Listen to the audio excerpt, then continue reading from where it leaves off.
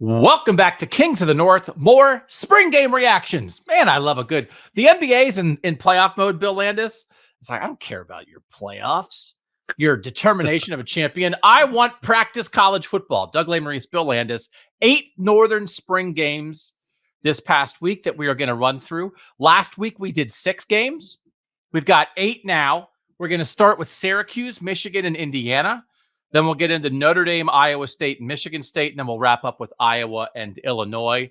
And we are starting with Syracuse, Bill Landis, because I think it was the most important thing that happened in Northern spring football this past weekend, which was that Syracuse quarterback Kyle McCord, the Ohio State transfer, looked like a dude. And in a world where when we did our first playoff predictions in February, I think, I had North Carolina State winning the ACC.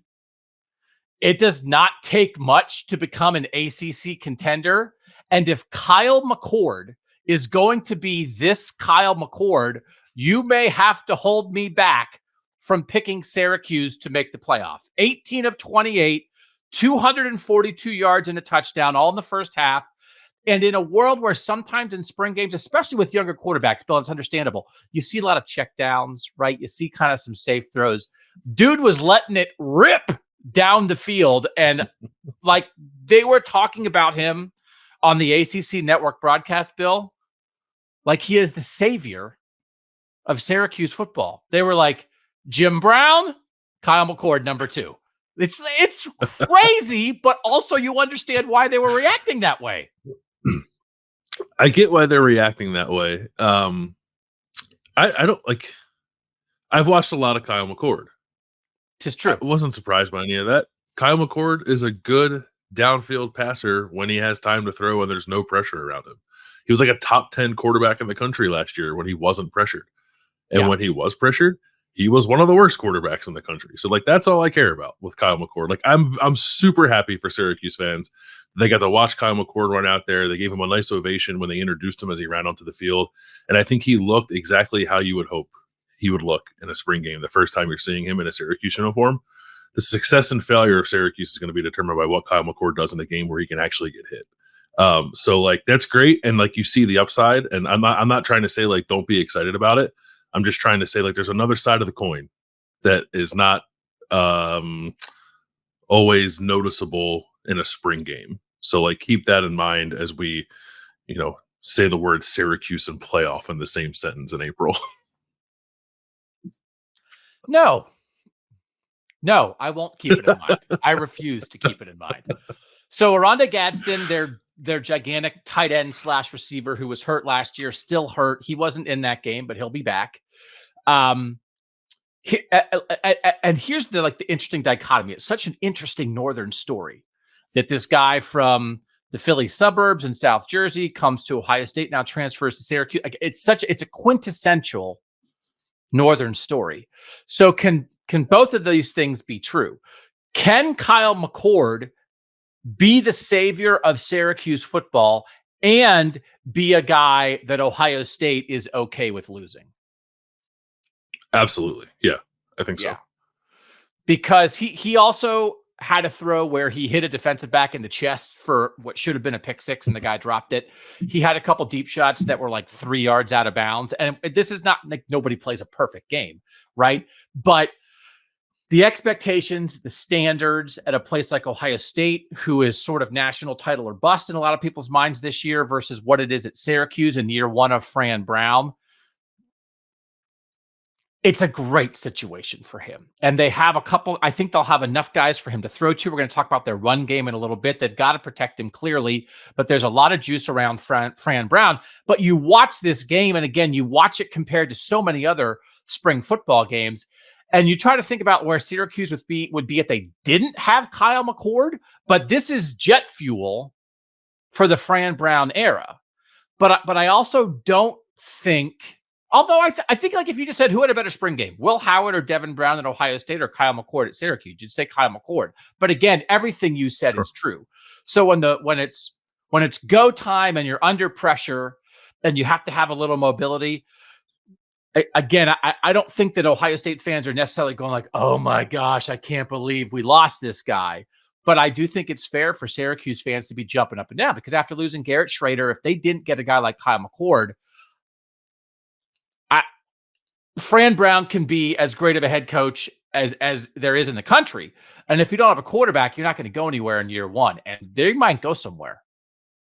Yeah, I think the ceiling is much higher, certainly for their passing offense with Kyle McCord there. And I know Fran Brown like went into the game saying like we're going to make this exciting for the fans to come and watch it, which is like great. Yeah. We love that. But if that was also in any way like an indication of how they're intending to play offense this year, which is like take a lot of shots down the field, I kind of like that situation for Kyle McCord because I think that's probably what he does best. Like he's got a pretty strong arm. And like the times where he struggles is like when he has to like try to calibrate that and like lower the power and be accurate in the shorter and intermediate areas of the field. But like throwing the ball down the field and like channeling all of that arm strength, I think is probably leaning into what he does best. So if that's what they're going to do as an offense, then I would be excited about that too. Like I'm not trying to like rain on Syracuse's parade here. I'm just trying to remind people that like, it's not actually a real football game. So like there's things that Kyle McCord clearly needs to get better at than what he showed at Ohio State last year. But that's not to say that he can't. And either way, even if he doesn't, even if the same exact quarterback shows up in Syracuse that Ohio State had last year, I still think that's an improvement passing wise for Syracuse. So certainly a lot of reason to be excited. So just a real quick prediction here. Who do you think Syracuse will play in the quarterfinals of the playoff when Syracuse is the 4 seed? Who do you think the 5 will be? Probably Georgia. Okay. Georgia. Yeah. I am like, I didn't watch the Florida State spring game yet. And like, I don't know what Clemson, like, because they're in the South and I don't care. But I'm like not entirely kidding. And Syracuse plays Miami in the last game of the regular season. And on the broadcast, they were like, Syracuse could be 10-1 going into that game. Syracuse could be 10-1. And I was like, I agree. So I think they play NC State like in week 6 in what potentially could be the game for a playoff spot. Syracuse versus NC State in October. Not joking. Because number 2, Fran Brown, there's substance behind Fran Brown. Like he had a quote where he said he walks by like some kind of plaque in the dome at Syracuse that has like from 2003 when they sold out a basketball game there with Carmelo Anthony or something. And he's like, I can't wait till we're doing that with football. So he's got like a lot of sizzle, like you understand, but like there's substance there. Like he seems like he has everything planned out, and he knew what he wanted to get out of this spring game, which this is not how Syracuse used to do spring games for a while. And it's not, again, we had some fun on the last show talking about like what exactly is Colorado doing, and that like Deion Sanders brought a lot of energy to the Colorado program. Then it's like, okay, you love the energy, and like where's the plan, and is maybe Colorado falling a bit short in the plan?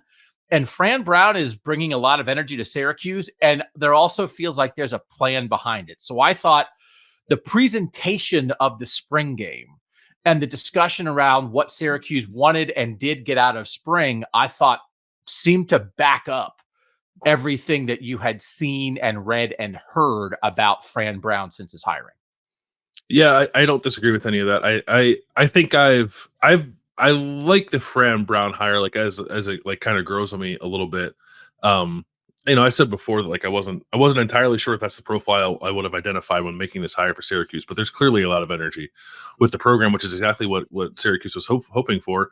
And also, Fran Brown walked into the stadium wearing an Eagles jersey for the spring game, so like whatever doubts I had about him, he won me over with that gesture, which I assume was only for me. I'm here for Northern coaches pandering to Kings of the North. Like we made it. They're like, that Landis guy, I don't know. It's hard. Doug seems enthusiastic. Landis is a bit of a tougher nut to crack. And they were like, wear a Bird's jersey. Fran Brown's like, I can make that happen. All right. It was autographed too. It looked like it was an autographed Eagles jersey. Was it autographed by Fran Brown to himself? No, it was a Jerry. I don't know how to say his last name. Fury, who was like a Eagles offensive lineman 40 years ago who was a Syracuse alum. So I'm assuming that means he'll eventually walk in wearing a Donovan McNabb jersey. Oh. Donovan McNabb is going to move to Syracuse for the fall, isn't he? Oh, Yeah. you're so in. Wait until I'm the least enthusiastic Syracuse backer on this show, and you are 1,000% in. That day is coming. They also did a little fun thing. They had 2 guys in their 60s race each other, which is kind of a fun part of the spring. Oh, nice. They had a 40-yard dash between 2 old former players from the 70s and stuff. And I was like, this is what I want. I want 65-year-old guys racing each other. The last thing I want to talk about, we're doing 3 things for each Northern team. Yassine Willis, true freshman running back, 6'1", up to 227 this spring, had 91 rushing yards. They flipped him from Pitt as a recruit after Fran Brown got there. And LaQuint Allen is back, 1,000-yard rusher from last year. He had a nice burst, had a big run early in that spring game. And they were sort of talking, I think it was Fran Brown afterwards, talking a thunder and lightning kind of thing with the backfield. But it's just, a lot of the discussion around Fran Brown is some of the energy around recruiting. It's okay, well, you bring the guys in. What does it mean? And here's a true freshman guy who feels like they can, that maybe Yassine Willis can be part of a 2-headed monster in the backfield and absolutely impact Syracuse on the field this fall. Yeah, I liked a lot what I saw out of Yassine Willis, just a lot of wiggle. LaQuint Allen too, he's a productive running back. The production there is proven. He got hurt in the spring game, which worried me a little bit, but then he came back and was fine. So I think those two can probably be the engine of the offense. I like a situation maybe where you're a run first team and Kyle McCord can operate in a lot of play action stuff and really try to work the ball down the field. So we'll see what they decide to kind of be more forward facing in their offense, but they do seem pretty well set up at running back and now apparently deep too, even though Willis is a true freshman. I don't worry too much about a true freshman being asked to do a lot. I guess if Allen is slightly injury prone, maybe you worry about that. But if those 2 guys are going to be healthy, then I like that backfield. And I just like it. I can't help it. I like it when they kind of play a game. And again, there's a decent number of teams out there who kind of play a game in the spring. There's a decent number of teams who kind of go through the motions in the spring. And they played in prime time. It wasn't just broadcast in prime time. They actually played in prime time after a lacrosse game. And I just thought it was a show with substance and the energy. It's just great for a fan base to have some energy. And I think Syracuse should feel great coming out of spring. And I think Kyle McCord is the first guy at the top of that. I mean, Fran Brown is setting the tempo, setting the tone, but Kyle McCord let it rip. All right. Next up, Michigan, the Michigan spring game. And I will say over the course of this show, there's one team that I sort of changed my mind about for the better, and one team that I changed my mind about maybe not quite as enthused as I was before these final spring games. And Michigan is the team that I feel better about. And so reason number one for that is I just thought they looked like Michigan. And I don't know, but I mean, they had very maize uniforms. They had very blue, they're Michigan, but just the way they line up, can't you just look at a formation? If guys were playing in shorts and t-shirts and an offense, and you lined up and you said okay, let's identify the programs. It's their, offense versus defense at the same team, and they're all in shorts and t-shirts. Line up and name that school. Couldn't you name Michigan? Couldn't you look at Michigan and be like, that's Michigan? Absolutely. You know what I'm saying? I sound like but you know what I mean? They're formationally specific. Yeah, they're gonna have an 8-man line, and they're gonna be in the I formation, and there will not be a receiver in sight. Yeah, and kind of a weird offset tight end, and it was soothing. It was I was like, oh wait, all their coaches left. Jim Harbaugh's gone. They lost all their coaches and all their players, but look, it's still Michigan. And then there was enough. Again, their front four is going to be really good. Will Johnson's still there at corner. They need to replace some linebackers, but Ernest Hausman made some plays, and I think they had 3 of their projected starting offensive linemen didn't play in the spring. Yep. They're still looking for a decent amount of stuff, but I still felt like they had guys who got after it on defense. I thought they looked athletic defensively. I thought they had guys who were running to the ball defensively. They looked disruptive up front. And then so much of what they did last year, what was so specific offensively, I did not have them as a playoff team in February because I thought like they're going to fall off too much. But I thought they looked enough like Michigan that it makes me think I will have them in the playoff in my next set of predictions whenever we do that when spring football's over. I mean, I had them in mind because of the defense, right? I still have questions about what they're going to be doing offensively and especially at quarterback, but they had a lot back on defense. Like I don't know how that got lost in the conversation of like this mass exodus they did have clearly, and they're going to have a huge NFL draft class. Like there's a lot back on this defense. So why would you expect them to be anything less than what they were last year? Like I guess like the Wink Martindale thing is a question, right? Like will that exactly sync up the way they wanted to between coordinator and personnel? But the personnel is really good. And I was like watching the Michigan spring game, thinking to myself, like, boy, this offensive line looks kind of shaky. And I was like, oh, they're missing 3 starters. So like I was calmed a little bit by seeing that. But like I'm still there. Like I don't think Michigan's going to be quite as good as it's been the last 2 years, but I still think formidable for sure. And certainly a team that has a chance to make the playoff. The one thing is, I guess they only have 5 scholarship receivers at the moment. I think they've lost 5 receivers in the portal, and they came out of that game and like the staff was admitting like we need to get some receivers in the portal. So they have a couple guys, Tyler Morris, Samaj Morgan, Fred Moore had a nice spring game, was like a little bit of a speedy guy, but they need some depth at receivers. So like there's a very specific need that they have.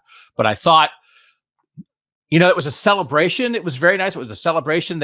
Everybody got their championship rings. They got like boxes of rings. I don't even know how, like they think they got 8 rings. I don't even know what they were all for. They don't, I was going to say they don't have enough fingers, but actually most people do have more than 8 fingers. So they did have enough fingers. But like everybody was back. Like Corum was back. JJ McCarthy was back. Like it really was a celebration of Michigan football. And it did. And then Jim Harbaugh got his 15-0 tattoo. So like I don't know. Like if you were out on Michigan, if you thought, like Michigan, like they peaked and they're gone.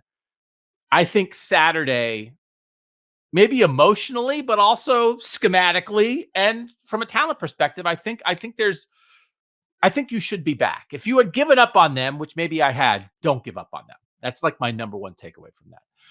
A very specific thing I'll go to number 2 is, again, like you have to fill in a lot of spring. You wind up being like, okay, how's Notre Dame going to replace Joe Alt? How's, like you find specific things. How's Ohio State going to replace Marvin Harrison Jr.?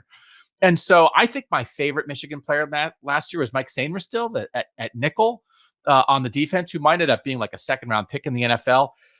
And they had a guy, Zeke Berry, who's a 3rd-year guy who was a top 200 recruit out of California, who was like kind of flying around. They say may play safety, may play nickel. It feels like he's a great fit at nickel. Like he can be the next Mike Sainristil still. And at great programs, you lose great players and replace them with great players. And I just felt like that one specific thing, Sharon Moore kind of mentioned him as a guy who jumped out, made some plays, is like, oh yeah, it's like another thing of like Michigan's not completely going away. Because as good and as rare as I think Mike Sainristil still was, they have a guy, a 3rd-year guy who was a big-time recruit who's lined up to take that spot, and I thought he looked good.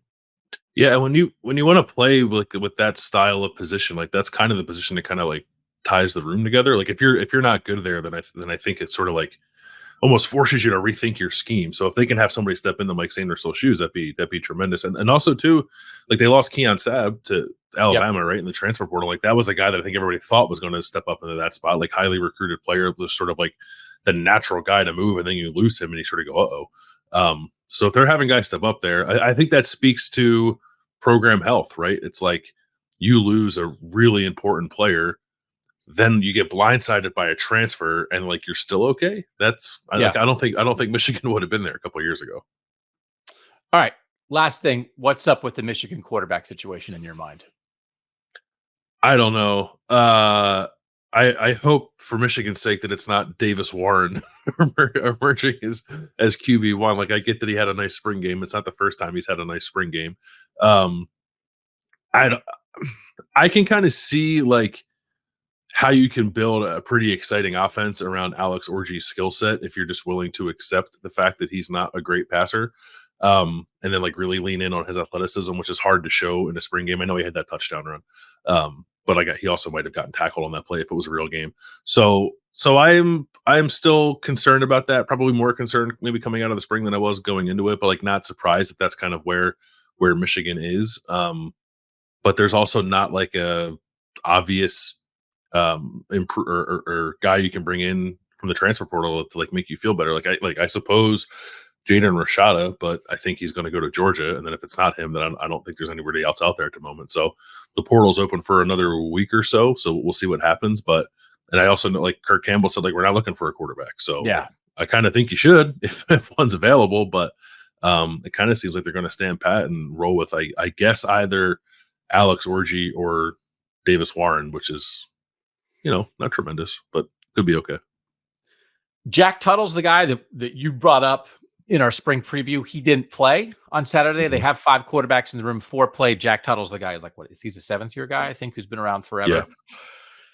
Davis Warren's a 4th-year guy, has played 9 games, has thrown 14 career passes, did complete some downfield shots. The thing that I was reminded of is that Michigan last year had a guy who was going to wind up being a top 5 or top 10 draft pick in the NFL that they didn't utilize in that way. They did not rely on J.J. McCarthy down in and down out. He had to bail him out sometimes, make some off-platform throws on 3rd down. I think obviously his leadership mattered. But this was an offense that took like J.J. McCarthy might go ahead of Jaden Daniels, who won the Heisman, right? Mm-hmm. Like they tamped down J.J. McCarthy. They don't lean on their quarterback in a way that you have to look like a 1st-round draft pick. You might be a 1st-round draft pick, but they don't require that you look like one. In the Penn State game, when they couldn't block, they ran the ball 35 straight times or whatever. They had like the 3rd pick in the draft at quarterback, and they were like, we're just going to run. So it was a reminder of that like Alex Orji, they're not going to be as good last year. But it's like, could Alex Orji approach 2022 J.J. McCarthy, like 1st-year J.J. McCarthy as a starter? Like, could he get within like 75% of that? And the thing is, I think he's got maybe a little Jalen Milroe in him, the Alabama quarterback last year, where it's like, when he does run, it's pretty good. You talked about that 17-yard touchdown run he had. He's quite good at that. So good at that if he's average throwing the ball and he missed throws early, it was like, uh-oh. And then he found a rhythm a little bit. So you get him, you throw the ball to running backs, you throw the ball to tight end Colston Loveland, who looks like a monster.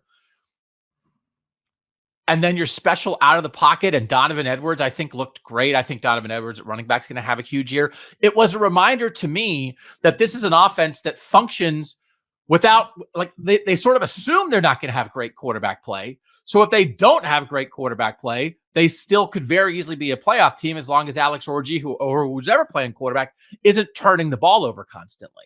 But yeah, they don't need it necessarily.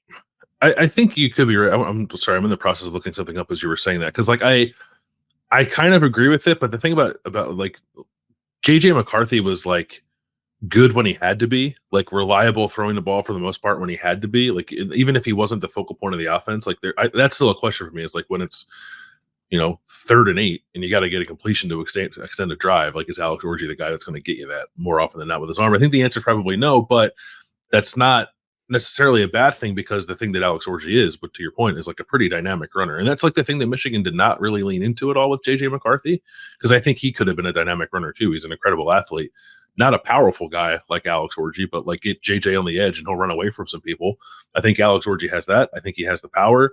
So I think they need to embrace the quarterback run much more than they have the last couple of years if he's going to be the quarterback, and then that balances out some of the stuff you're lacking with the throw game. And I think too, if you don't see a tremendous amount of separation between like Alex Orji and Davis Warren and even Jack Tuttle as passers, then maybe that makes you a little more willing to expose Alex Orji as a runner and really kind of tap into that. So like like I said, there's an offense there. It's maybe not exactly the offense we've seen the last couple of years. Certainly they're going to run the ball a lot. But if they start incorporating a lot more like option stuff with the quarterback, then like that to me is exciting. It's just different and not in a way that like there's a whole lot of like banked reps that like make you feel super confident that it'll work. But I don't know. I would be bullish on an offense, I think, that looks like that. I just think that I'm now thinking in terms of Michigan and taking a step back from national championship contender to only playoff contender, but not from national championship contender, national champion to 8-4. Like that's, I just think they have too many pieces. And again, very different type of quarterback from Cade McNamara in 2021, but they were not a quarterback-driven team at all the first time they made the playoff. But Aiden Hutchinson and David Ojabo on the defensive line drove them there. And is that what Mason Graham and Kenneth Grant and Derek Moore and Josiah Stewart on this defensive line will be? And the run game with Hassan Haskins and Blake Corum drove them there in 2021. And is that what Donovan Edwards and Khalil Mullings and Alex Orji as a runner could be? And if that's what can 2024 Michigan be 2023 Michigan? No, they're not going to be. Can they be 2021 Michigan? I think they can be. Yeah, I think they can be. Yeah. Let's move on to Indiana. This was a Thursday night spring game. I am going to constantly all year talk about Curt Cignetti, the first year Indiana coach, and Fran Brown, the first year Syracuse coach, in combination with each other because they're so different. They have such different resumes. Curt Cignetti's been a head coach and won for a while. Fran Brown has never been a head coach, but they both seem like great hires for their schools. I liked it. Indiana played on Thursday night.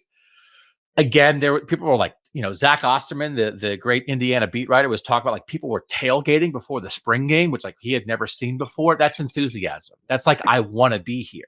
This is fun. And that's why we are here. We want our northern fan bases to enjoy their teams. That is the number one thing why we are here. To understand their teams, to contextualize their teams, to ignore Georgia. Ignore Georgia.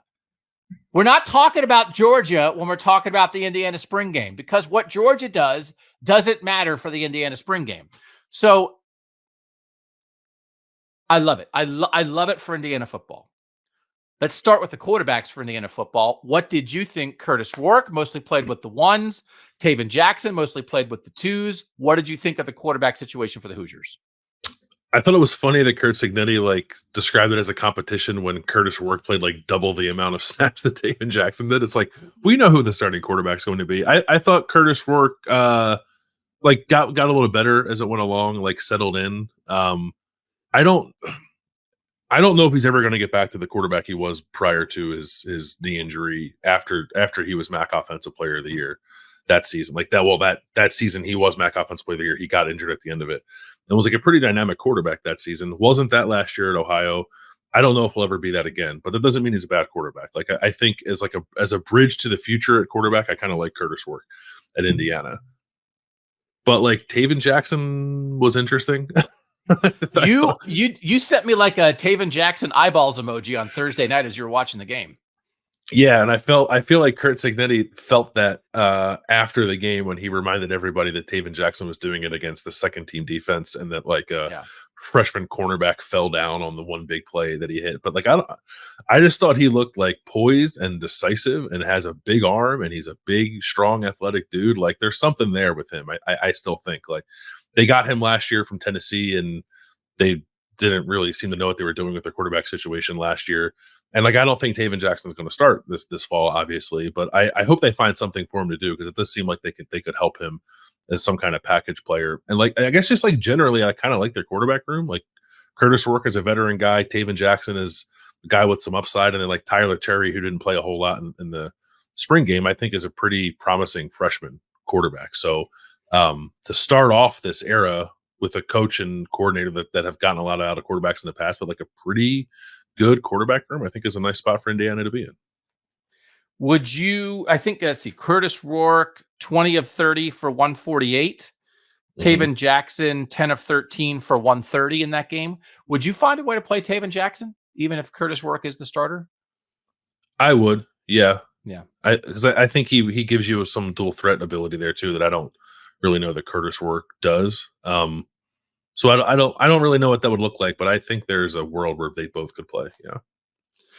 All right. Defensively, we had done previously on this show. Did they bring too much JMU? Curt Cignetti, former James Madison coach, coming to Indiana, but Aiden Fisher is one of the guys who came from JMU. Stepped in. Curt Cignetti called him the quarterback of the defense at linebacker. Was all over the field. Is this going to be one of these guys where what Aiden Fisher showed in the spring game? It's oh yeah, Aiden Fisher came from JMU and he was second team All Big Ten. Yeah, he'll have 130 tackles and be the Maybe, he'll be hard to surpass Jay Higgins, I guess, but maybe the second leading tackler in the Big Ten this year, and you're just like, who's that guy? Yeah. And like filling big shoes too. Like Aaron Casey was a really like so a couple of like very promising players sort of got lost in the Indiana season last year Yes. because they were so bad. But like Aaron Casey was one of them. Aaron Casey's a good linebacker, and they have to replace him. And to have a guy who not only physically looks like he's able to, but also like understands this defense that you're now implementing from James Madison, I think is incredibly important. So like you and I think disagreed on was there too much JMU. I don't think there was, especially what on the defensive side as they're working in a new system here. But yeah, I thought it looked really good. Like sometimes the spring game is not necessarily a great showcase for linebackers because like you're not playing real football always, but they more or less did play real football, and I thought he showed up. Are you in favor of playing real football? Again, there just were Yeah. multiple teams that kind of lined up, don't hit the quarterback, but had real tackling, had scoreboards, had a winner, had a loser. We'll get to Notre Dame. Notre Dame was very competitive that way. I just think there is a way to do it, and I think it's better for the team and for the fans. I would much rather them play real football, and a lot of teams had their quarterbacks live too, like not their starters, but like Notre Dame had its backups live. Michigan State, I think, might have had it, or maybe not Michigan State. There was another team that had its backup quarterbacks live too. So like, Illinois, there's I a think, way. pretty Like, live. it's just it's what I said on the last show. It's like it's a practice, right? It's like I understand that like the setting is different, and then sometimes it's on television, and like more is made out of it than a normal practice, and maybe it shouldn't be. But at the end of the day, it's a practice. So like, why wouldn't you tackle something? Like that doesn't make any sense to me. Yeah. All right, last thing. It feels like Kurt Cignetti was excited about the running back room after the spring game. It's basically completely new from a year ago. Justice Ellison from Wake Forest and Kalen Black from JMU, probably the top two guys.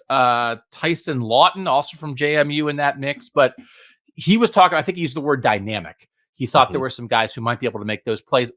We're no stranger to that. Like Indiana over time has had, Indiana will drop a running back on you from time to time. Did you think they have a chance to maybe have some juice in the backfield?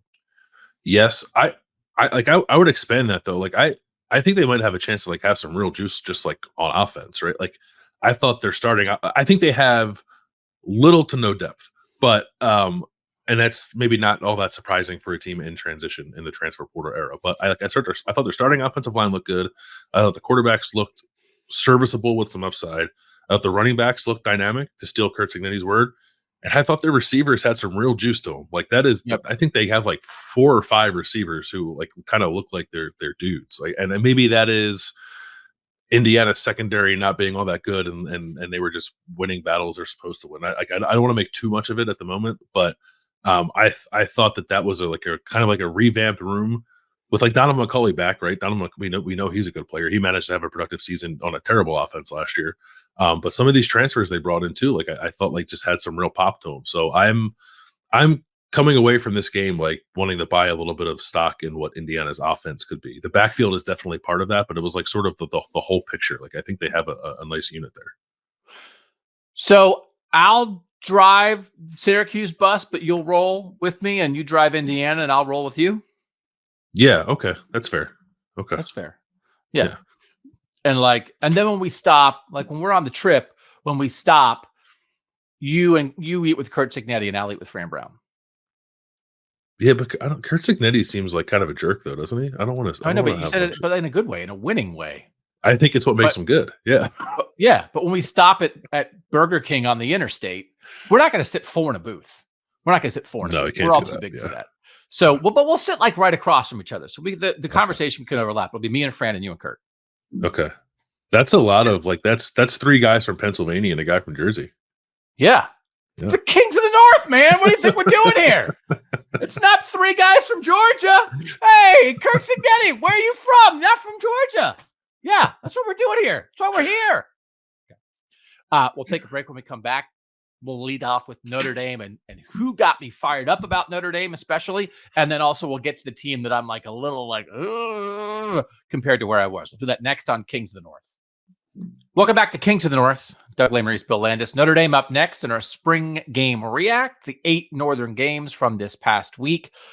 And I think we will do a show this summer about Northern quarterbacks for 2025 because there continue to be guys that are getting me excited for the future of the position in the North. And part of that is in recent history, that has not always been the case. There have been like lots of situations where in the North you are struggling, like you're getting to like second team all Big Ten quarterback and you're like, I don't know. And one of the guys at the top of that list that has gotten me excited is CJ Carr at Notre Dame. And we're going to start with him from the spring game. 15 of 23 for 165, the grandson of former Michigan coach Lloyd Carr. They showed a picture during the broadcast of Lloyd Carr wearing a Notre Dame hat with his grandson, which is just being a good grandpa. Makes me like Lloyd Carr more. And then it was on Peacock, which again can be a little clunky at times. Like they would go to commercial on Peacock and then just like show a blank screen. And it's like, well, sometimes like you have to go to commercial in a football game and they didn't have anything to do. So they were like, we don't know. They were like, I don't think there's any Michigan fans watching the Notre Dame spring game. And I was like, well, if they're fans of Kings of the North, they are. Yeah, you should be keeping your eye on your Northern brethren. But if they are, like, I hope they're not like, punching the wall because Lloyd Carr was wearing a Notre Dame hat, but just being a good grandpa. CJ Carr was awesome. He moved. He was decisive. He ripped throws. And he's going to be like Notre Dame is going to get off the quarterback transfer carousel with Sam Hartman and Riley Leonard because CJ Carr is going to be the starting quarterback for Notre Dame in 2025. Riley Leonard is hurt. They like replaced a rod at his ankle a couple weeks ago just to like, I think, firm up his injury there. But Marcus Freeman did say like if they had a game, like a real game, Riley Leonard could have played. But the main thing that I came away thinking, Landis, is if Riley Leonard is just as good as CJ Carr, who's a true freshman, and he should be, Notre Dame is in very good shape. Because I thought like if this is the kind of guy who's going to run this offense, mobile, but can sling it, you got to like what CJ Carr looked. Come on. Right? He looked good. Yeah. No, he looked good. He looked good. I'm not gonna slow play that. I was talking to I was at the Elite 11 regional in Columbus over the weekend, like talking to some people like just about quarterbacks. Like last year I went to that same event in Ohio and CJ Carr was like by far the best one there. And I kind of became like enamored with him there. And like that's a setting where you're just throwing routes against to guys who weren't going up against any defenders, but it was just like, arm talent like jumped out at you when you watch him there, which is not probably surprising to hear about a guy who was so highly recruited, but then like to watch him in his first game action against Notre Dame and to have like all of those feelings I had about him was sort of like backed up. I was like, okay, I'm in. Like I'm pretty in with you too on that. Again, it's a next year proposition. It's not a this year proposition, but I'm always a fan of teams getting off of the transfer quarterback merry-go-round or whatever you want to call it. And it seems like Notre Dame is very much positioned to do that. Also, can we stop for a second and talk about how weird it is that Lloyd Carr's grandson is playing for Notre Dame while Jim Tressel's there in Notre Dame gear watching it happen? It's kind of a strange thing. Yeah, it is. I think we've inspired people. Yeah. To have more of a Northern brotherhood, right? Like, isn't it wonderful? You don't have to hate the people, hate the South. Don't hate the people in your backyard. Be annoyed by them. But when push comes to shove, you have more in common than you have differences. So I love it. Let's just get everybody. We can Photoshop stuff and it'll be like, and here we know, but we understand the Ohio State. Like if Lloyd Carr if CJ Carr had gone to Ohio State, I don't know if Lloyd Carr is putting on an Ohio State hat. So like that, like other than Ohio State, Michigan, and I know Notre Dame, Michigan have a huge rivalry, but like, right? This is good. We want to encourage this, Bill. Yeah, we do. All right, CJ Carr is number one. Like, and again, Riley Leonard has such a baby face. They interviewed him on there, and he looks like he's 19. He looks like he's leading the cheer section. I just thought, I was like, oh, look at that, Riley Leonard. He's going to be like an NFL quarterback. Kingston Vililamu Asa, right? Am I saying it right? The freshman linebacker. I thought moved really well. He just seems smooth. They have Notre Dame has a lot back in the secondary. Ben Morrison, the great corner, is out with the shoulder thing. He'll be back, but he wasn't there in the spring. The guys they have up front, led by Howard Cross. They have Xavier Watts in the back end who came back. Like they're really good on the defensive line. I think they're really good in the secondary. Jaden Mickey at corner. Like they're really, but where they lost some guys is at linebacker, right? Like JD Bertrand. And then Kingston Viliamuasa from California, I just thought was gliding, like was reacting well, looked like a guy who's going to get after the football. And I don't know if he's going to start, but it's always fun when freshmen pop out in a spring game. And I thought he did. Yeah, I think he could start. Jack Kaiser didn't play, right? He's like the one guy who's back. So it's like they lost Bertrand, they lost Maurice Leafau. I think Kingston Viliamuasa could start for them, but we'll see. Like there's like a bunch of formerly highly recruited but have not played a whole lot linebackers in that room. So like I think there's talent there. What it's all going to look like is I'm not entirely sure. Like Drake Bowen is in there, right? Who else is Jaden Osbury? Although I think he's playing more of a nickel spot maybe, than a pure linebacker spot. But like he made some good plays in coverage. Yeah, like I think, and I thought Kingston did too. Like I guess maybe you want your linebackers to be more like keyed in on the run, and it's not to say those guys can't play the run, but we can have linebackers that can cover. I think that opens up a world of possibilities for your defense, and it seems like they might have a couple and some of these younger / more inexperienced guys who are moving up. So it's a question mark until they prove they can do it. But if that was the one thing you were wondering about on Notre Dame's defense, like coming into the offseason, like I thought there was reason to be excited about where that position's going. And again, very competitive game. Blue versus gold. Al Washington versus Dylan McCullough, assistant coaches as the head coaches. It was the third straight year they had done that. They had each won one game. Al Washington won this one. It was like, again, like very competitive. I thought like a good football game. And again, I think there's some Jim Tressel lineage there. That's how Ohio State used to do it in the spring game. Marcus Freeman played for Jim Tressel at Ohio State. And it felt like a good spring game, I thought.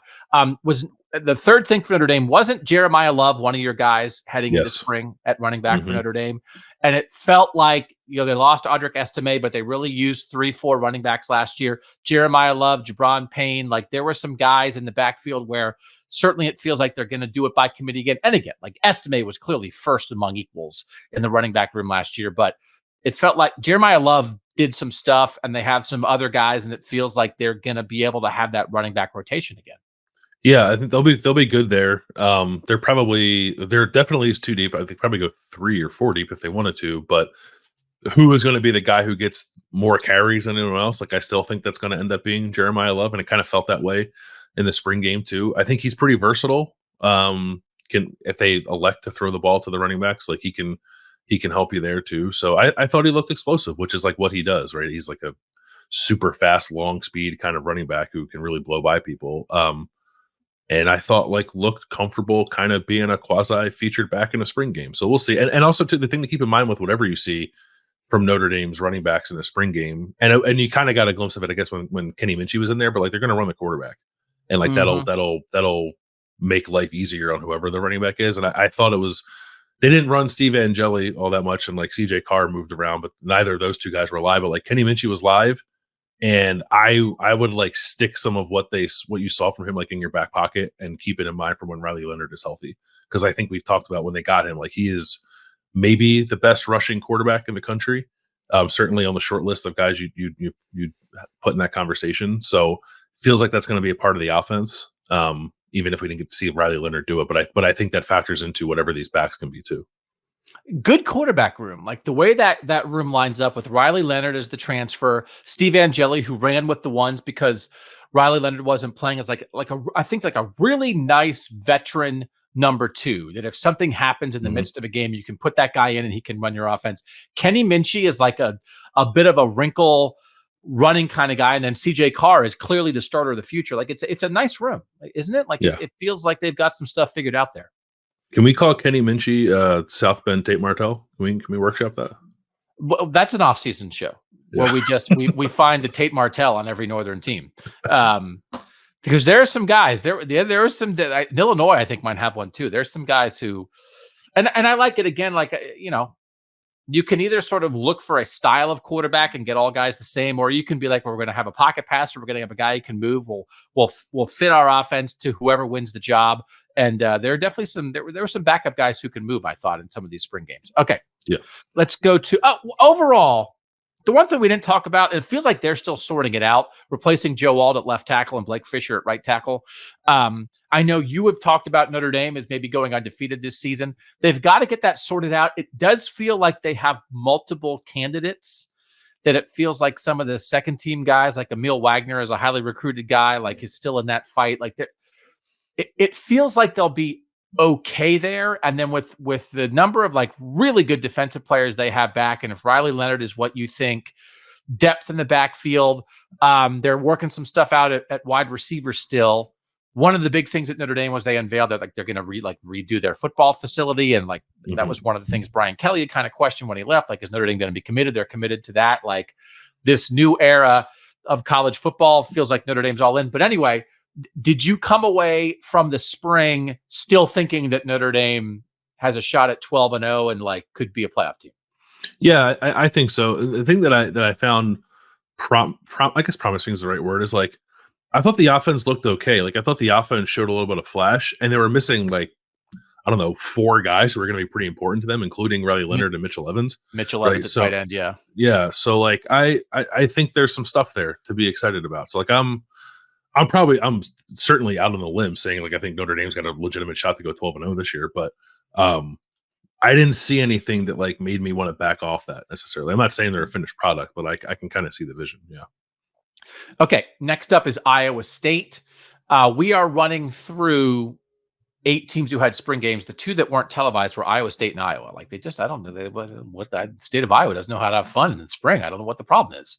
Like, what do you So anyway, like Iowa State didn't play anybody. It wasn't that much of a game. But one guy who did play, and again, this is sort of based off, I watched like Matt Campbell's interview after the game. I watched some of the player interviews. I read stuff that Iowa State people there. So thanks to all the Iowa State beat writers who were there.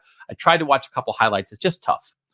Dylan Lee is a true freshman running back from Arizona who ran by the stats that the reporters kept 17 times for 84 yards. Matt Campbell was asked about him a lot, thought he looked good. Vision, strength, competitive. They have Abu Sama as their lead guy who went nuts at the end of last year. But it feels like Dylan Lee, who is a pretty highly rated guy, I think he's maybe, one of the higher rated guys in their freshman class, has a chance to help them this year. And that's one of these things that like Iowa State's a team that has a lot back. But if you can find a couple young guys to supplement, that felt like a big deal that Dylan Lee came out and kind of showed people what he can do in the spring, this final spring game.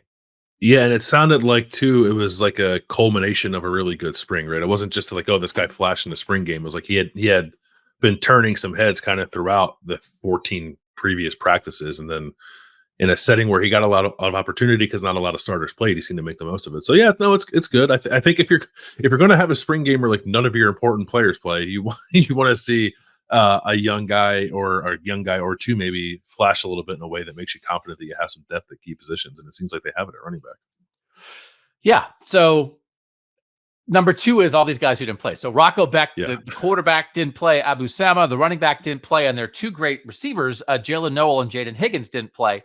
But Matt Campbell was, someone said like, hey, what can fans take away from the offense from the spring game? And he said, nothing. And then he was like, well, Dylan Lee, but mostly nothing. But what he grouped those 4 guys together, right? Quarterback, running back, the 2 receivers. And it just made me think, if we're talking top 4 offensively, like your quarterback and then 3 skill guys, they're not the best foursome in the country, but you'd throw them out there against a lot of people. And there might be like some pretty good teams that would be like, okay, I don't know that they're as good as that. So like they didn't play. By not playing, it was a reminder that like the top 4 guys who are going to be the guys that make this offense go this fall for Iowa State, they're in a really good spot, man. I'm trying to run through all 26 of our teams now quickly because I want to do that exercise. So it's like if you did Michigan, right? So if you did Michigan, like if you did Donovan, so you do the quarterback at Michigan, whoever it is, Donovan Edwards at running back, Colston Loveland, and Tyler Morris at receiver, like whoever your receiver is, would you take Iowa State guys over that? Like, give me Iowa State. I think the only teams I'm taking over Iowa State are Ohio State and Oregon. Yeah. So like that's what we're talking about, right? So, and then you're just like, I'll do it. I don't even know because I don't follow the South. Carson Beck at Georgia as the quarterback. Who's their number one back? Does Iowa State, is that a good headline? Why Iowa State skill players are better than Georgia's, right? But like that's what we're talking about. So by not playing Matt Campbell, I think has his arms crossed a lot. I think he might have done the whole interview with his arms crossed. He's like an arms crossed guy. He's like, we didn't play our best guys. And it was sort of like, who are the best players who didn't play it? Like, it was just a reaffirmation of like, we don't need to play them. We're not going to show you how good they are because we know how good they are. So the number two takeaway from Iowa State's spring game is a bunch of good guys that didn't play. But it is a reminder. And if we want to do, I can remember doing this with the Cleveland Browns when they signed Odell Beckham. Sometimes you get a little feverish about the teams you cover because you're excited for the fans. But I was like, Baker Mayfield, Odell Beckham, Jarvis Landry, Nick Chubb, the greatest foursome in the history of the NFL. So like, I'll pull myself back slightly from Iowa State, but like, that's not a bad way to think. Like, right, the guy who's going to get the ball to people, and then the three guys who are going to have the ball in their hands the most. How do you rank them? It's a reminder, Iowa State's way up there. Pretty good, which is not always a spot that Iowa State finds itself in. So, yeah. And then I guess this is the most Iowa State thing. They have a former walk-on linebacker named Bacon who's just balling out. So Caleb Bacon, who Matt Campbell said was like their best defensive player at the end of last year, former walk-on, again, didn't play much in the spring game, but they talked to Masters. Reminder, Tyson Veit, who was a linebackers coach at Iowa State, became the defensive coordinator at Cincinnati. Again, we love intersecting Northern football stories, but I think Matt Campbell said, or the people at Iowa State said, that he might be their best linebacker since Mike Rose, who was like the heart of the defense of that team. Like when they had Brock Purdy and Breece Hall, and I was picking them to make the four-team college football playoff. Like Mike Rose was the heart of that defense. Like it's another reminder. They didn't show anything in the spring game, but it's a reminder of what they have. And they have a guy, and I think it really matters to a team like that. They have a guy who is the heart of the defense. Yeah. And so they've got stuff. They have to replace TJ Tampa at corner, and they have stuff to fill in. But they have a bunch of skill guys on offense, and they have a leader to run the defense. And they have a kicker who made 4 or 5 field goals. There was one touchdown in the spring game, but Kyle Conradi was 4 or 5 on field goals. There are sometimes you can find a lot of coverage of kickers in spring games because when they're out there, they're by themselves, and it's easy to evaluate them. And it's like, did the ball go through the uprights or not? So there's a lot of kicker content in the spring, and I'm usually like, I like kickers, but I'm usually like, I'm okay. Yeah, well, I also don't know. Was it? I think it was Syracuse is like kicking field goals with no defense on the field. So like, it wasn't even an opportunity for a kick to get blocked. Illinois ended like the first and third quarters by having a field goal shootout of like the kickers. And I was like, I'm all for carnival atmospheres at spring games, but field goal shootout. Although if you were at a carnival, if you were at the state fair and you walked past something and instead of basketball hoops, they had goalposts and you could compete against somebody and it was called field goal shootout, how much money would you spend on that game? Too much money. I would absolutely do it. I guess the question is like, is someone holding for you or are you kicking it off a tee?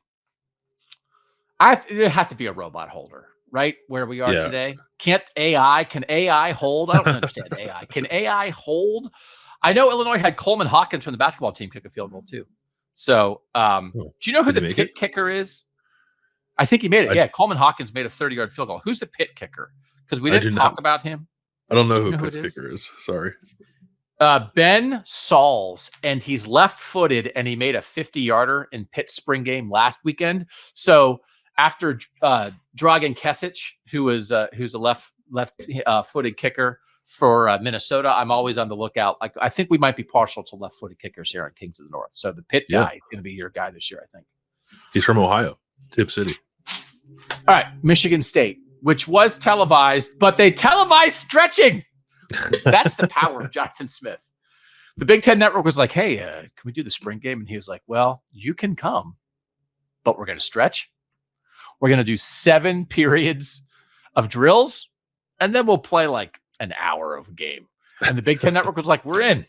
We're there. We're going to do an hour of commentating on drills, and then we'll play a game. That they're insatiable. They can't get enough Jonathan Smith, man. I think I would have passed on that one if I was BTN, but what do I know?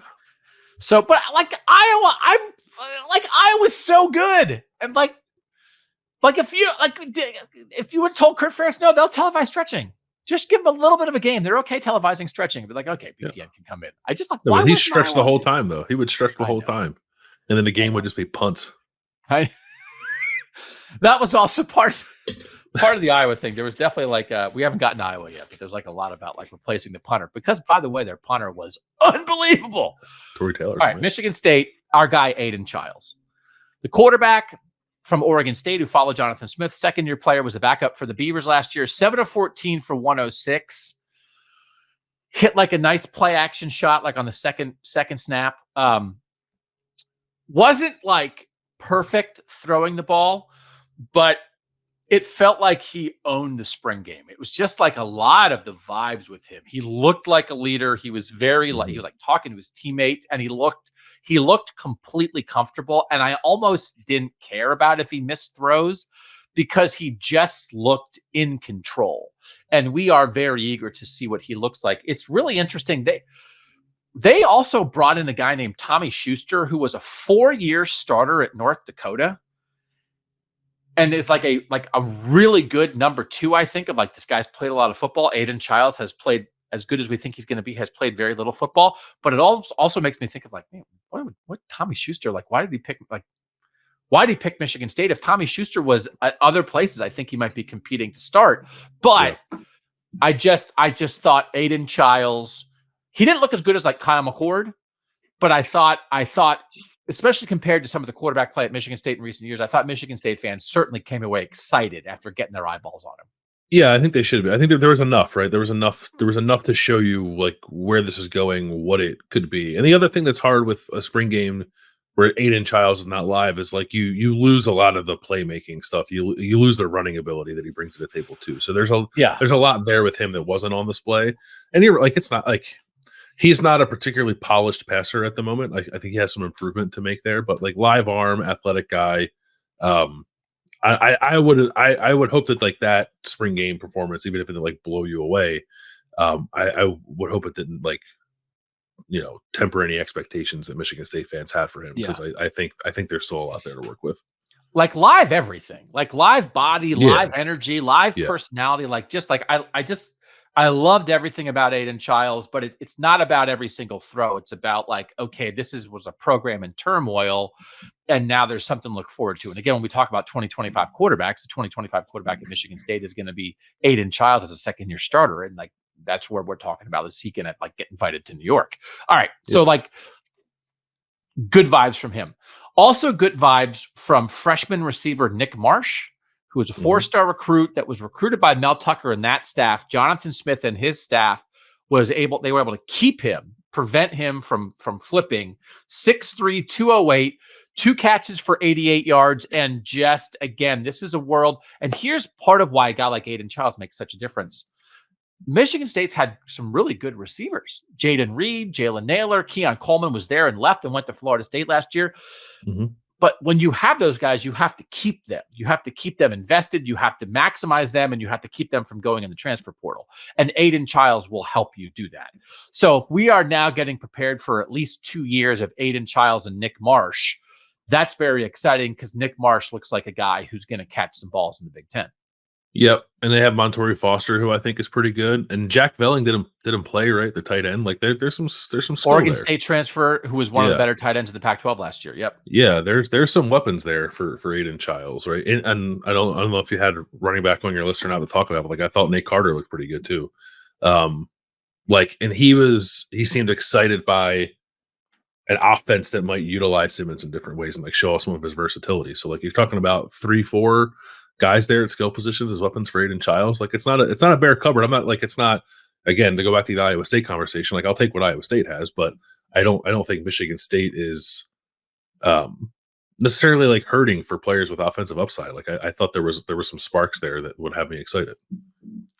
Yeah, Nate Carter and Jalen Berger is a 1-2 punch at running back. Again, they were there last year, but it's one of those reminders that, again, Michigan State just got caught in a whirlwind of Mel Tucker's off-field issues that led to his firing. But they are not that far removed from being a really good football team. This is not a team that fell off only because of football issues, right? Mhm. It was off-field stuff. And so there might be there may be more to work with there. And so, again, the enthusiasm of spring game broadcasters, and I do think they do a good job of getting usually like a guy who's really connected to the program to do the commentary. For that, I think there was the word playoff was mentioned on the Michigan State spring game broadcast, which is Maybe like, not. I'm not sure. Is it a 40-team playoff? I don't think it's a 40-team playoff, but good for Michigan State fans. Good for enthusiasm. I do want to do a show in the offseason of trend lines. Yeah. Because I do think there's like a decent number of Northern programs that are trending up. Now, the best way to trend up is to suck. We're terrible, but at least we're trending up. We're trending up from a pit, from a hole in the ground that we dug ourselves. But trends are trends, brother, right? So like, do you think a team is going to be better or is going to be worse? I feel like there's quite a number of Northern teams that fans think will be better. And Michigan State's clearly on that list, right? Trend? I don't Yep. want to, because I think it's a good show, but I think the list of teams you would say are not trending in the right direction is rather short at the moment. Yeah, I got one though, unfortunately. Yeah. I got one that we're going to have to get here in a second. We got 2 teams left. We'll come back and wrap up with Iowa and Illinois next on Kings of the North. Last 2 teams to get to here for our Northern spring game reaction. The other 2 teams that had games this past weekend, Iowa and Illinois. We'll go to the Hawkeyes first. And this is the team that I'm feeling slightly worse about. Because frankly, how could I get any higher than I was on Iowa in January, February, and March, right? When you said they were going to make the playoff? Yeah. And I said, so the thing about Iowa that you have to keep in mind is that it feels like everyone's freaking out about quarterback. So this was another game that was not broadcast.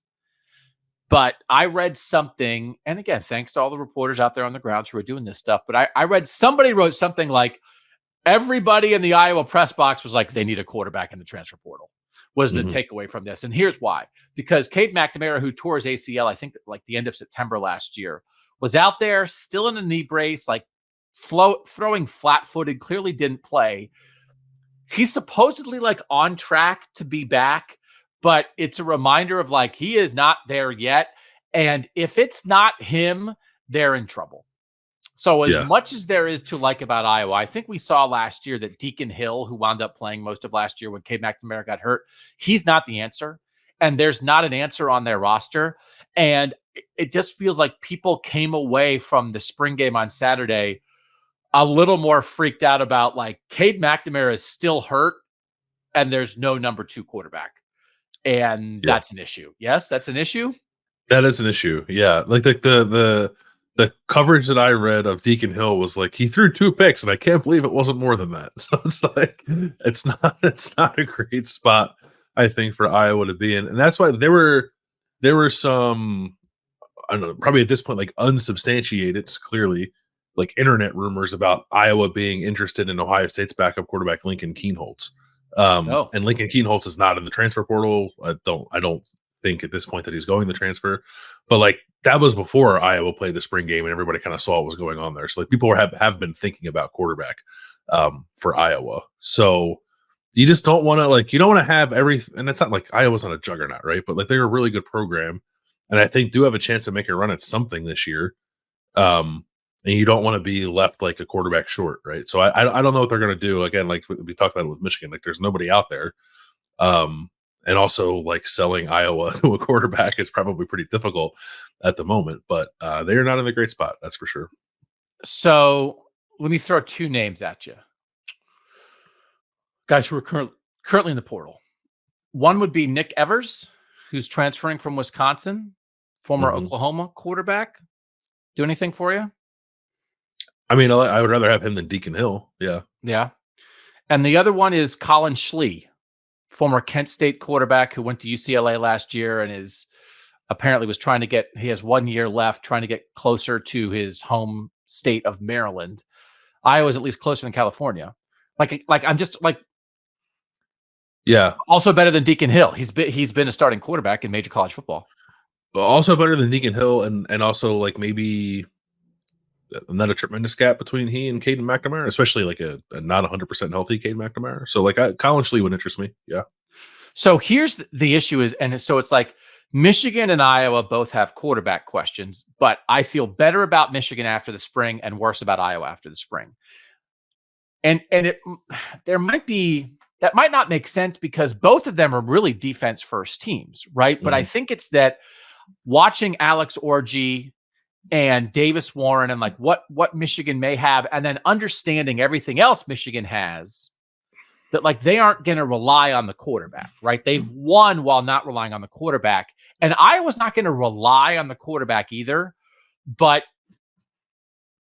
like if Iowa had Alex Orji, I would think like Iowa would be fine.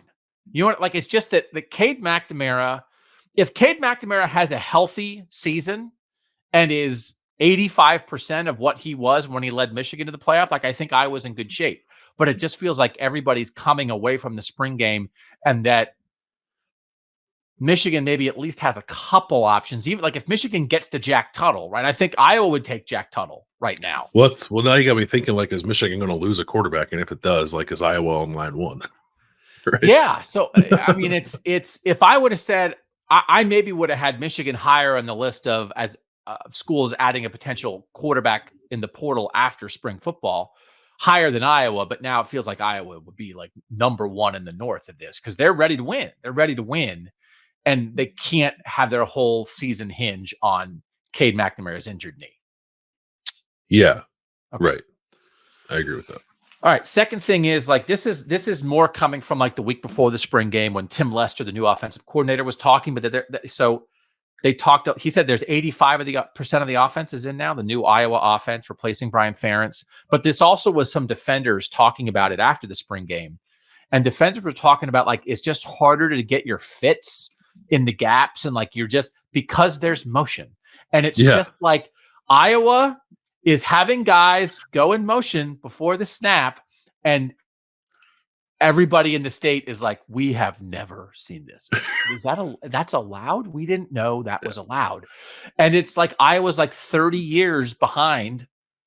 This is the just like they're like 20 years behind the conversation in college football. And so one of those, again, were people super excited about the Tim Lester hire? A lot of people were not. But it is significantly better than what they were doing before. And the Iowa defenders, this is one of the best defenses in the country. They are legitimately talking about how it is much more difficult to defend this offense because you don't know exactly what they are going to do every snap. And that's a new world for the Hawkeyes. It was Jay Higgins, right, who said the run fits are a little harder to decipher this time around. Yeah, it's weird. Like you can move guys before the snap and like run more than 8 plays, and opens up a world of possibilities for your offense. So like that was the thing with the hire. It's like it's not a home run hire. Tim Lester is not a rock star. I don't know that you were going to get one that could go to Iowa and be the offensive coordinator, but like you can be like more organized and have a plan. And that puts Iowa in a much better position than it has been the last few years. Yeah, it's not a home run, but when you're replacing a guy who was a golden sombrero, right? That's 4 strikeouts in a game, right. Over 4 strikeouts. Uh-huh.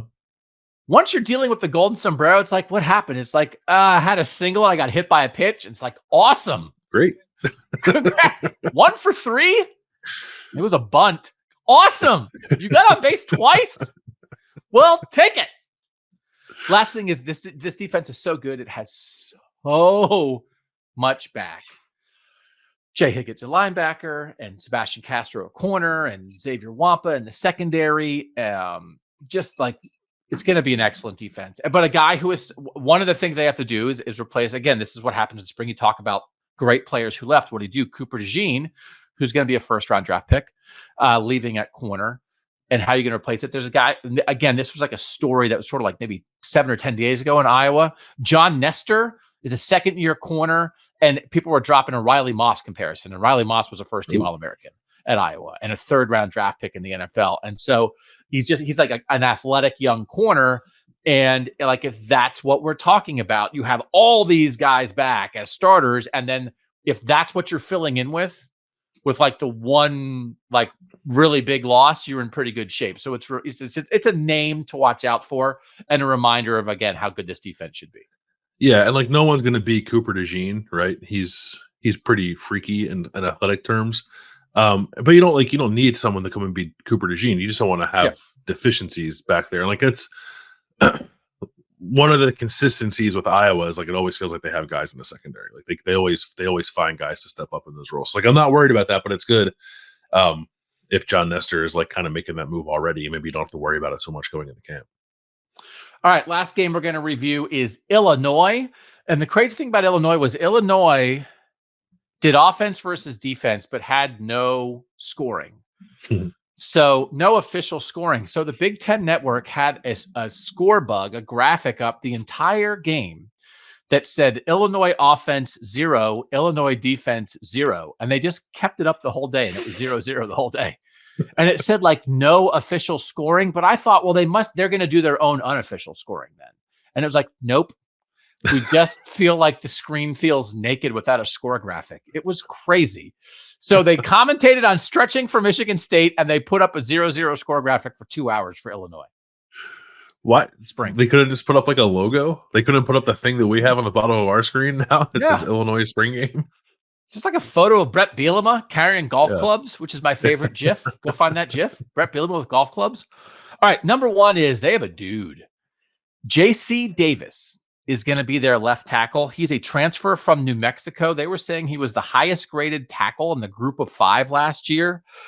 He was first team All Mountain West. He was the number 7 tackle in the portal, and according to, I think, 247, 6'5", 310. I thought he looked great. And they had troubles on the offensive line last year. That was one of the themes they were talking about a lot in the broadcast. They were moving guys around. They didn't have an offensive line they believed in. They had a gaping hole at left tackle. And they feel only has 1 year left.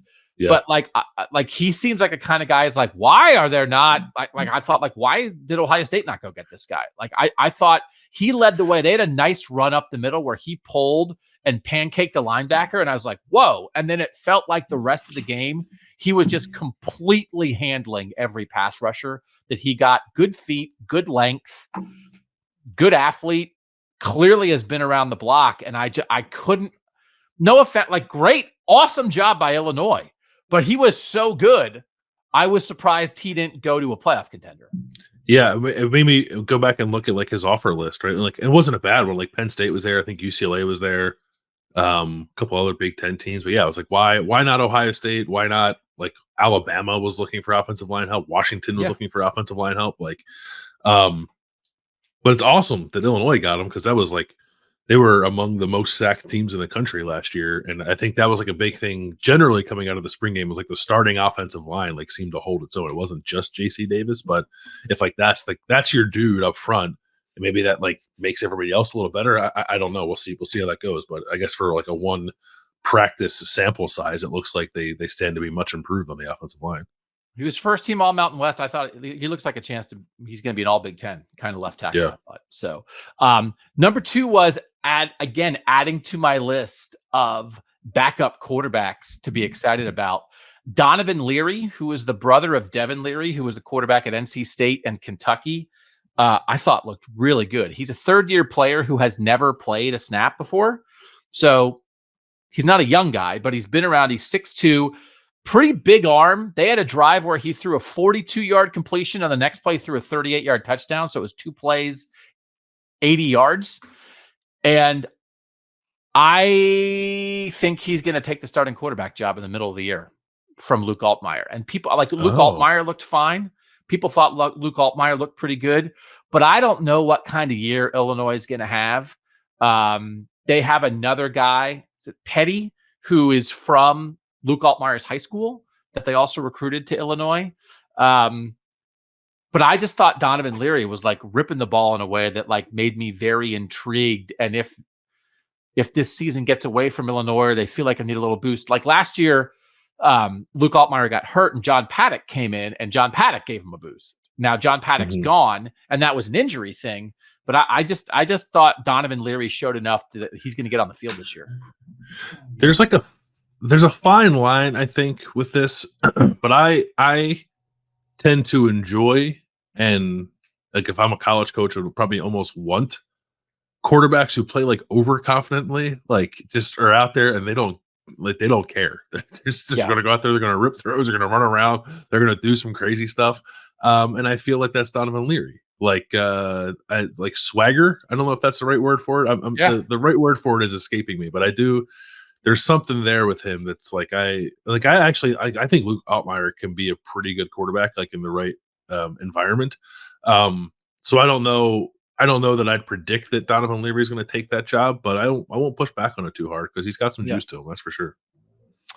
Last one is Malik Elzy had a pretty good game. Donovan Leary, by the way, was 13 of 23 for 207 in the spring game. 13 of 23 for 207. So at receiver, Malik Elzy had 6 catches for 85 yards, had a pretty good game. I thought they had a decent number of drops, though. And I just thought Isaiah Williams last year was so good. Not I thought, the whole world thought, right? Like I thought he was maybe the most underrated skill guy in the Big Ten. And I'm not entirely sure who's going to catch it for Illinois. And I'm a little worried about Illinois. I think this is potentially one of the few trending down programs. And I just don't know where they are. They're losing Johnny Newton, who was so good. They've added some transfer guys in the defensive line. We talked about that before spring, but their number one running back from last year transferred to Purdue. I don't know where they are. And the Big Ten's I think they're trending down, and not a lot of teams are. I was going to ask you. Part of that is like I don't know who's going to catch it for them. Yeah, I was going to ask if you thought they were trending down or if they were more stagnant. Not that either one is particularly good, but yeah, I mean they were 5-7 last year, but I think they lost like 4 games by a touchdown or less, so they were like in a lot of games. We just spent a lot of time, and spring is a time to show what you have, right? And to overestimate what you have. And we've run through like a lot of collections of skill guys where we're like, you know what? Like you were like, I think Indiana. And like when I watched Illinois, I didn't think that. Yeah. Right. Like you should be like, I'll tell you what, like that third string guy, it looks like he's got a little juice. And like that's not the feeling I came away with. The backup quarterback, yes. The left tackle, yes. But a lot of other parts of Illinois, and they're losing stuff up front that's been sort of the heart of what they've done. And yeah, I don't know. I'm a little concerned, frankly. It could get a little rough. I'm with you. I think we talked about that a couple of weeks ago, or maybe a couple of months ago at this point. But it does, of all the programs that we talk about, like Illinois is toward the bottom in terms of like, I feel really good about where this is going. It's like a little unclear where exactly this is going. And it was a reminder. They had Dana Howard on, who I certainly remember when Dana Howard was playing in Illinois, a great Big Ten linebacker. And they were talking, Dana Howard has like a little juice. Dana Howard was like a really funny sideline interview. And they were talking about how Dana Howard never lost to Ohio State while he was at Illinois. And I was like, what? So I just like looked it up then, because that wasn't like a stat that was at the forefront of my mind. And Illinois beat Ohio State 5 straight years in the late 80s and early 90s. And it was just a reminder of like again, one of the things I want to do this offseason is really try to establish like what these programs should be. What should you be? What can you be? What is our sort of expectation level? So that for every program in the North, if we set an expectation level, then we can say, did you overachieve or underachieve based on your sort of historical expectation level? And the idea that Illinois once beat Ohio State 5 straight years, and where Illinois is now compared to Ohio State, it was just like, it was a bad stat to say in the game. You know what I mean? Because it's like, yeah, was that 1,000 years ago? And that was like, right, that's like right at the end of Earl Bruce, beginning of John Cooper. Like that's a downtime for Ohio State, but still just like, because like when you hear that stat, you think it's a lie, don't you? Don't you think it's a lie? I was gonna say, I still don't believe it. Yeah. So and like around it, like they're otherwise in the 25 other years since then, they're like 5-20 against Ohio State, but they did win 5 in a row. And so it's just a reminder of what, Illinois can be pretty good at football. And I just don't know where they are right now. So I don't think this is a fan base that's coming out of spring ball super enthused. Yeah, probably. All right. We'll have a second show later this week, and then of course, coming this next Saturday, we have more spring games.